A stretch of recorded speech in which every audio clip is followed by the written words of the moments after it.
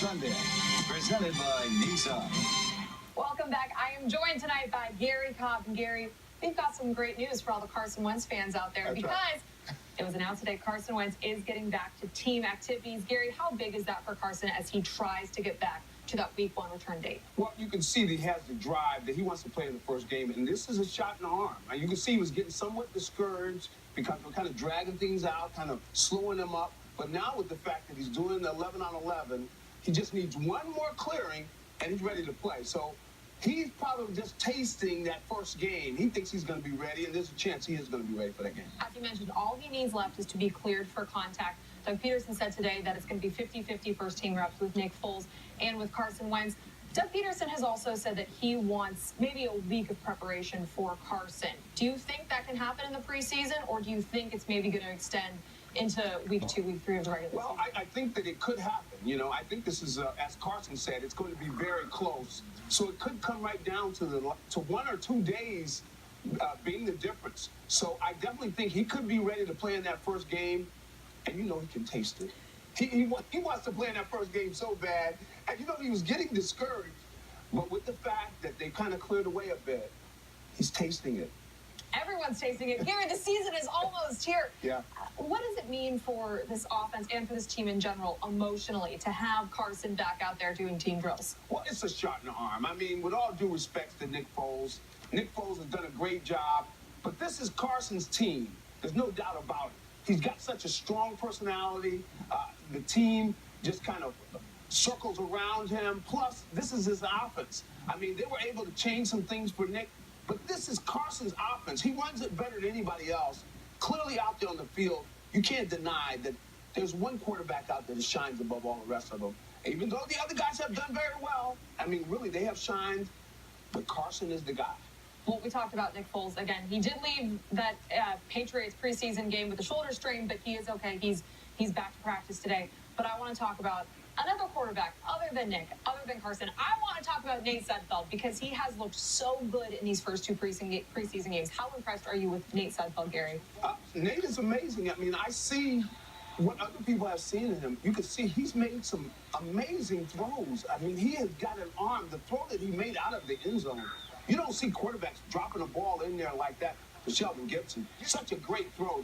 The throw to Richard Rodgers was a great throw on a touchdown. I mean, all 3 touchdowns, really amazing throws he makes. He can make all of the throws. He's got a very strong arm. I see why everybody's so excited with him. And I don't think the Eagles would be shocked if somebody comes knocking for him because he just shows so much talent. There are not a lot of quarterbacks in the league can make some of the throws he's made.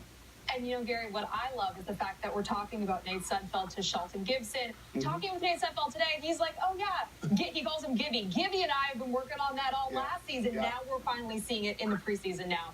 Those two have had such a great preseason. I want to dive more into that game again in Foxborough, though. Okay.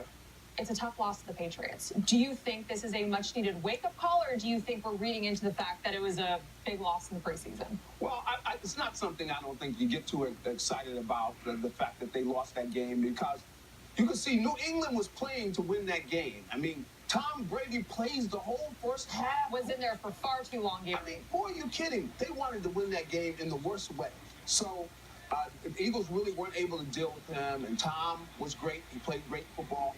But I don't think it's a reason to get really alarmed. But the thing is that time is running out.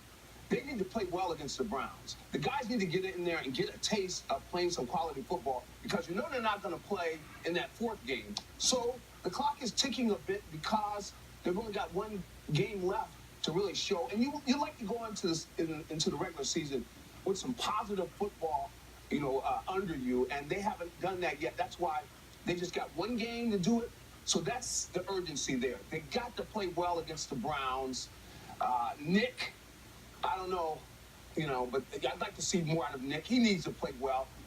So I would like to see them play well against the Browns. So before we get to that Week 3, because we will in a second, let's talk about the positives and the negatives in Foxborough. Who stood out in a good way and who really needs to shine in these last 2 weeks? Well, Sheldon Gibson, amazing. I mean, he's just shining because he's running better routes. That touchdown route he ran was an outstanding route, and he hadn't been doing that. You realize this guy came into the league where he knew 5 routes last year. 5 routes total. That's all he knew from college. He's come a long ways, and we see that burst he has. He's got that quick speed where after a couple steps, he's at full speed. So we're going to see something out of him. So he showed well. And then, of course, the tight end. I mean, Dallas Goedert, there's no doubt about it. This kid can play. Good. And he's going to be really a key because I can see them playing a lot of 2 tight end. And there are very few teams in the league that are going to be able to match up against him. So that's going to be, I think we're going to see a lot of this year. So those are the guys that really, really shined as far as I'm concerned. Well, Gary, as we enter the 3rd week of the preseason, as Lane Johnson said today, there is a heightened sense of urgency because this is the last time we're going to see the starters. Really, this is a game week preparation for them. How important is it for the starters, for the veterans, for the young guys, for the entire team to have that kind of preparation now? Well, they need to get into it. And you can see a seriousness about the team just with the practice today. You can see how the whole atmosphere seems to have changed. They realize this is a game week.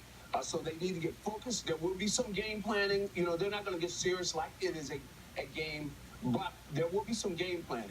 They know they want to come out, they want to look well, they want to look sharp, and you're going to see everybody out there. So I think it's very important for this football team to come out, play well. That's what I'm expecting. We got to see those guys that played last year, so we've got one game to see that. Real quick, Gary, as we enter the 3rd week of the preseason, what is the biggest question you still have about this 2018 Eagles team? Well, you know, really the wide receivers. Come on, we haven't seen the top wide receivers out there. I mean, Nelson Aguilar hasn't been out there, so to see all of them together, to play well together, and if they don't get a chance to play this game, then they're going to have to go with the first game. They got to just show up and be pros. Now, pros can do that, where you didn't get a chance to play together in the game, but you show up and you're sharp. But they haven't done it together, so that's the thing it's a concern. I will say Nelson Aguilar told me that he's getting a lot of mental reps right now, so we're not seeing them on the field, but they are working hard in the meeting room. Gary, and that's a pro. See, pros are able to do that. Pro move. We like pro moves. Gary, thank you so much. Coming up, my final thoughts on the week. Keep here.